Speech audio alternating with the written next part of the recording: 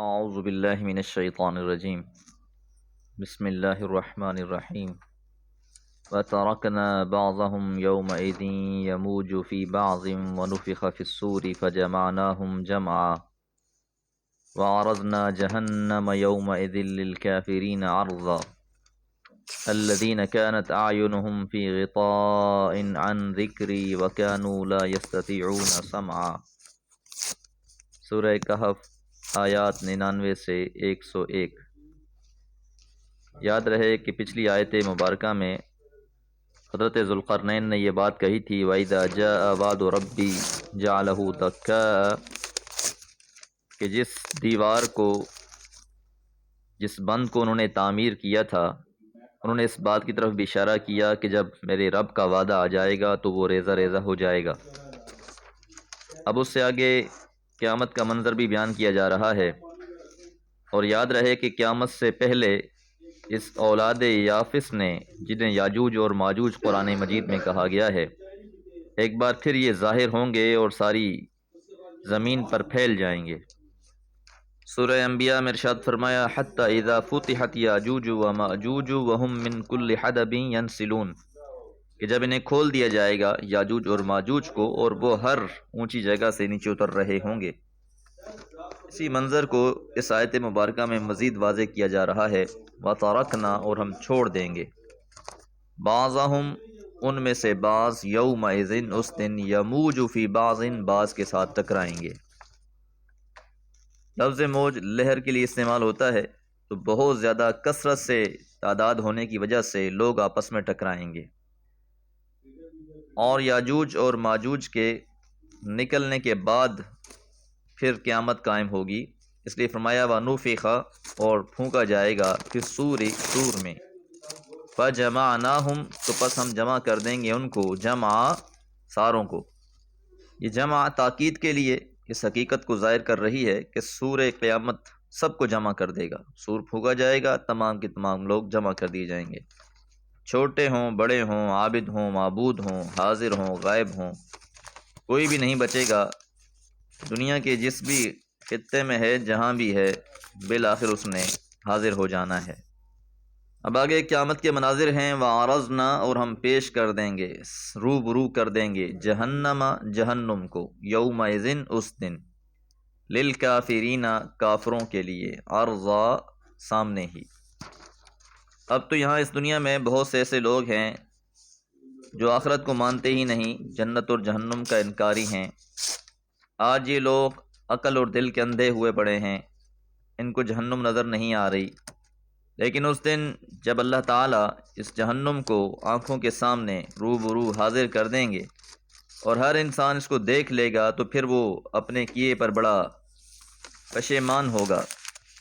دنیا میں ساری زندگی غفلت میں گزار کر آئے ہوئے لوگ، وہ تو یہ سمجھتے تھے کہ کوئی آخرت ہے ہی نہیں، آخرت کی کوئی پکڑ ہے ہی نہیں، جنت اور جہنم کے تصور سے وہ لوگ ناآشنا رہے، اپنے آنکھوں پر خیالی پٹیاں باندھے رکھیں۔ اب جب سامنے جہنم آ جائے گی تو پھر ان کی کیفیت بڑی عجیب سی ہو جائے گی۔ اس لیے فرمایا الذین، جو لوگ، کانت اعینہم، تھا ان کی آنکھوں پر، فی غطاء، پردہ، ان کی آنکھوں پر پردے تھے، عن ذکری، ہماری نصیحت سے، ہماری تنبیہ سے۔ بار بار اللہ تعالیٰ انبیاء مبعوث فرماتے رہے، انبیاء آتے رہے، ان قوموں کو دعوتیں دیتے رہے، پیغام پہنچاتے رہے، لیکن ان میں سے ماننے والے بڑے ہی تھوڑے لوگ، تو ان کی آنکھوں پر پٹی بندھی رہی۔ وَكَانُوا، اور تھے وہ، لا یستطیعون، استطاعت نہ رکھتے، سمع، سننے کی، کہ وہ سننے کی تاب ہی نہیں لاتے تھے۔ ان کے سامنے کوئی بات کی جاتی تھی تو اپنے کانوں میں انگلیاں ٹھوس لیتے تھے۔ تو اب ان کافروں کی صفت بیان ہوئی ہے کہ ان کی عقل اس طرح ماری گئی تھی کہ پیغمبر کی کوئی بھی یاد دہانی ان کی آنکھیں کھولنے میں کامیاب نہ ہو سکی، اور جب ہماری تنبیہات ان کو سنائی جاتی تھی تو وہ اس کو سننے کی تاب بھی نہیں لاتے تھے، سے بدک جاتے تھے، دور ہو جاتے تھے۔ تو اب انہیں اپنے سارے کیے یاد آ رہے ہوں گے کہ دنیا میں ہم کیا کر کے آئے تھے۔ اس لیے یہ جو منظر ہے بڑا ہی بھیانک منظر ہوگا انسان کے لیے۔ تو قرآن مجید کی حکمت اس میں یہ ہے کہ دیکھیں، بالآخر ایک ایسا دن آنا ہے جب سارے پہاڑ ریزہ ریزہ ہو جائیں گے، زمین کو ایک چٹیل میدان بنا دیا جائے گا، تو حضرت ذوالقرنین کی اسی بات سے اگلا منظر اللہ تعالیٰ نے جہنم کا منظر، قیامت کا منظر مکمل طور پر واضح بیان فرما دیا۔ اللہ تعالیٰ سے دعا ہے اللہ تعالیٰ ہم سب کو عافیت میں رکھے۔ وما علیہ الا البلاغ۔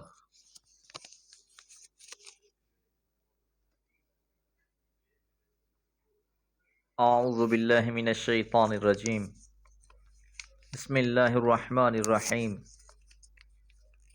افحسب الذین کفروا ان يتخذوا عبادی من دونی اولیاء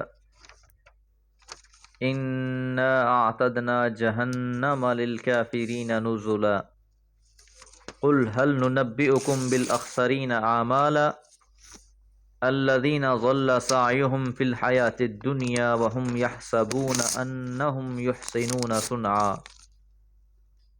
سورہ کہف آیات 102 سے 104۔ افحسب الذین کفروا، افحسب کیا گمان کر لیا ہے، الذین ان لوگوں نے جنہوں نے کفروا کفر کیا ہے، ان یتخذوا کہ وہ بنا لیں گے، عبادی میرے بندوں کو، من دونی میرے سوا، اولیاء کارساز کام بنانے والے۔ کفر اور شرک میں مبتلا ہونے کی سب سے بڑی وجہ یہی ہے کہ انسان اللہ کے علاوہ ایسے سہارے ڈھونڈ لیتا ہے کہ جن کے بارے میں وہ یہ گمان کر بیٹھتا ہے کہ یہ سہارے اس کے لیے دنیا میں بھی نفع اور نقصان کا باعث ہیں۔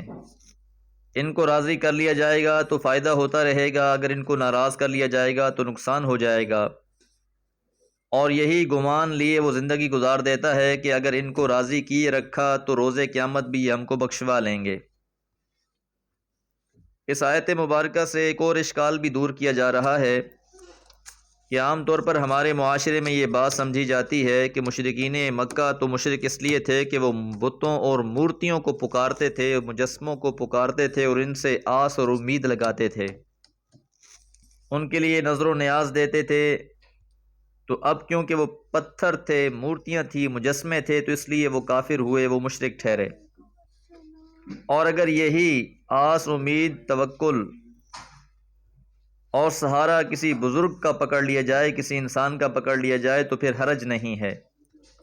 تو یہاں پر یہ بات واضح ہو گئی کہ اللہ تعالیٰ نے فرمایا ان یتخذوا عبادی کہ جن لوگوں نے میرے بندوں کو، من دونی میرے سوا، اولیاء ولی کی جمع ہے، کارساز کے معنی میں استعمال ہوا ہے کہ جن لوگوں نے یہ سمجھ رکھا ہے کہ یہ اولیاء ہی ہمارے کام بنانے والے ہیں، حالانکہ انسان کے سارے معاملات اللہ کے اختیار میں ہیں۔ نفع ہے تو بھی اللہ کی جانب سے ہے، نقصان ہے تو بھی مالک کی طرف سے ہے، اور بندگی کا سب سے پہلا تقاضا ہی یہی ہے کہ اللہ تعالیٰ کی ذات و صفات میں کسی کو شریک نہ کیا جائے، اور عبادت کے سب سے اہم عناصر رجا اور خوف، یعنی امید اور ڈر، دونوں اللہ ہی کی ذات سے ہونے چاہیے۔ اگر امید کسی غیر سے ہے تو بھی یہ جائز نہیں، اور ڈر بھی کسی اور کا سموئے بیٹھا ہے دل میں تو یہ بھی جائز نہیں۔ تو عام طور پر لوگ یہی کرتے ہیں کہ اللہ کو چھوڑ کر اللہ کے بندوں کو راضی کرنے کی کوششیں کرتے ہیں، ان کی رضا کے لیے قربانیاں بھی کی جاتی ہیں، دیگیں بھی پکائی جاتی ہیں، اور تصور یہ دیا جاتا ہے کیونکہ یہ اللہ کے بہت برگزیدہ اور پسندیدہ لوگ تھے، لہٰذا ہمارا تعلق ان سے کسی طریقے سے جڑ جائے، یہ ہم سے راضی ہو جائیں تو اللہ کو یہ خود ہی منا لیں گے۔ جس طرح مشرکین مکہ کے بارے میں یہ نظریہ بھی پیش کیا گیا تھا کہ وہ سمجھتے تھے کہ اگر ہم فرشتوں کو راضی کر لیں گے تو فرشتے اللہ تعالیٰ کی بیٹیاں ہیں، یہ اللہ تعالیٰ کو خود ہی منا لیں گی۔ اسی طرح اللہ تعالیٰ کے بہت سے برگزیدہ اور نیک لوگوں کے بارے میں بھی یہی گمان کر لیا جاتا ہے۔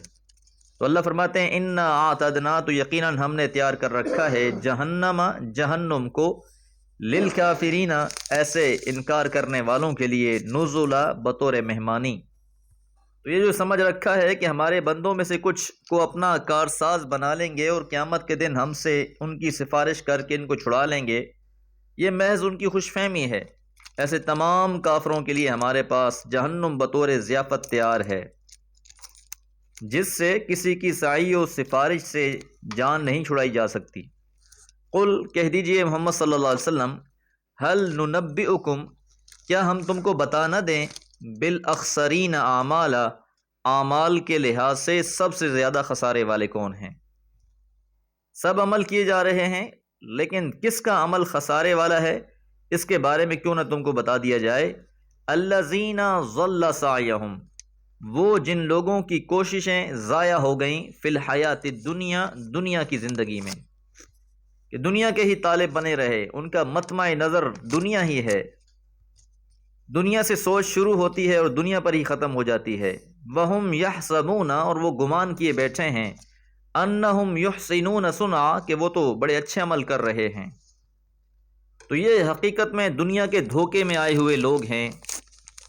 یہاں یہ سمجھے بیٹھے ہیں کہ بڑی کامیاب زندگی گزار رہے ہیں، بڑے کامیابی سے ہم بازی کھیل رہے ہیں اور بڑے اچھے اچھے کام کر رہے ہیں، لیکن ان کو بتا دو کہ آخرت میں سب سے زیادہ نامراد اور خسارے میں یہی لوگ ہوں گے جن کی تمام تگ و دو، ساری طلب دنیا ہی کے لیے ہے۔ حالانکہ دنیا تو دارالعمل ہے، یہاں انسان کو بطور امتحان اتارا گیا ہے اور ہر انسان کے امتحان دوسرے سے مختلف ہوتے ہیں، آزمائشیں اور تکلیفیں مختلف ہوتی ہیں۔ تو کامیاب وہ ہوئے جو رب کو راضی کرنے کی کوشش کرتے ہیں اور اس مختصر سی زندگی کو اپنی رب کی رضا کے مطابق گزارتے ہیں۔ دعا ہے اللہ تعالی ہمیں اپنی رضا پہ راضی ہو جانے والا بنائے۔ وما علیہ الا البلاغ۔